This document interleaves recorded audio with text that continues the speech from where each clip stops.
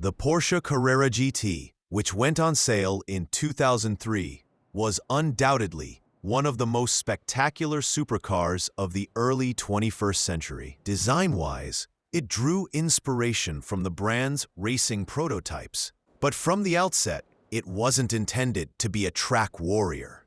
Porsche had years of intense competition behind it with GT1 machines. But the segment lost stability following regulatory changes. Therefore, the company decided to make the Carrera GT a strictly road car, focusing on driving pleasure rather than homologation. Despite this, enthusiasts were venturing into the idea of taking the model to the track. The Carrera GT's greatest strength lay in its drivetrain. Its mid-mounted, naturally aspirated 5.7-liter V10 engine was derived from a project to build an LMP racing prototype, which Porsche ultimately decided not to field. The unit was incredibly responsive, revving to 8,000 RPM and producing 612 horsepower. Power was sent exclusively to the rear wheels, and the driver had access to a 6-speed manual gearbox with a ceramic clutch. This system gave the car an extremely touristic character. By 2007, 1,207 examples had been produced and shipped to all continents, with only 9 purchased in Belgium.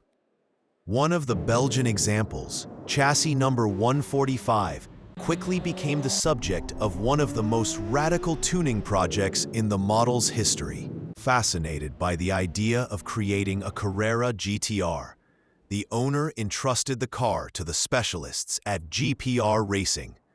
The goal was to transform the road-going supercar into a fully-fledged track machine. The modifications were to be extensive, encompassing both mechanical and aerodynamic aspects.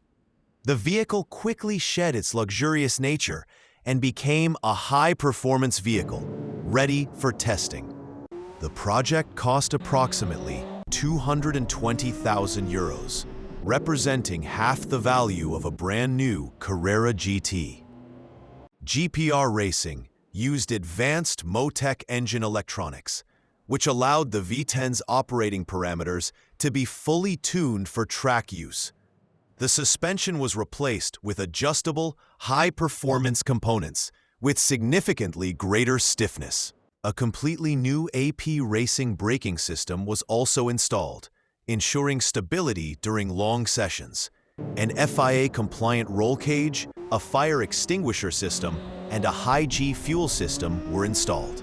The entire interior was gutted, replaced with carbon fiber panels and a bucket seat. The car was slowly becoming one of the most radical private projects in Porsche history. To increase aerodynamic downforce, the Carrera GTR received a massive rear wing, inspired by the GT2 and GT3. The front end was redesigned to better direct air to the radiators and reduce body lift at high speeds. BBS wheels, known from top-tier racing series, reduced unsprung weight and increased handling precision. All these elements combined to create a machine that, at least on paper, could rival professionally prepared GT cars.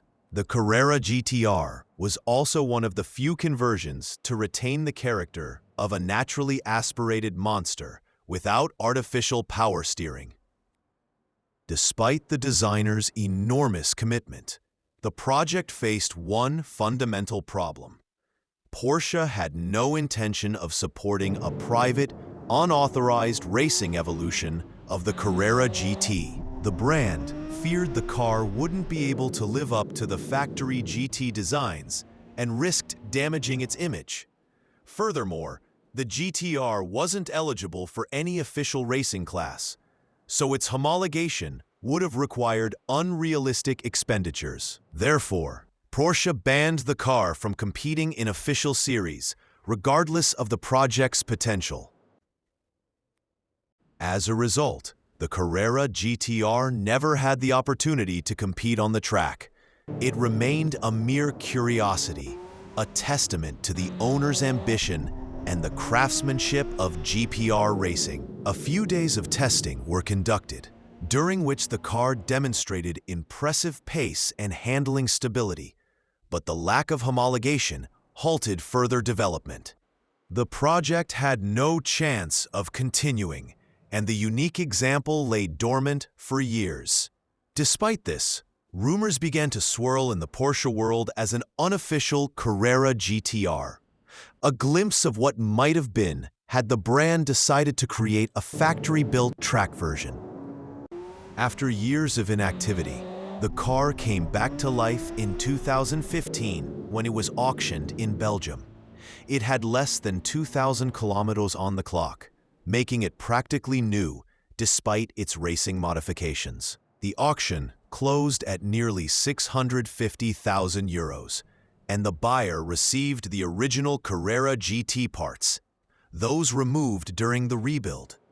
This sale demonstrated that despite its lack of homologation, the car was a unique item with growing collector value. Today, the Belgian Carrera GTR remains a legend among Porsche fans, a symbol of how far private builders can go when the factory eschews a track-oriented version of an iconic model. The project demonstrated that the Carrera GT possessed enormous racing potential, though it was never officially realized. The car remains a rare example of a bold vision, so close to, yet so far removed from professional motorsport.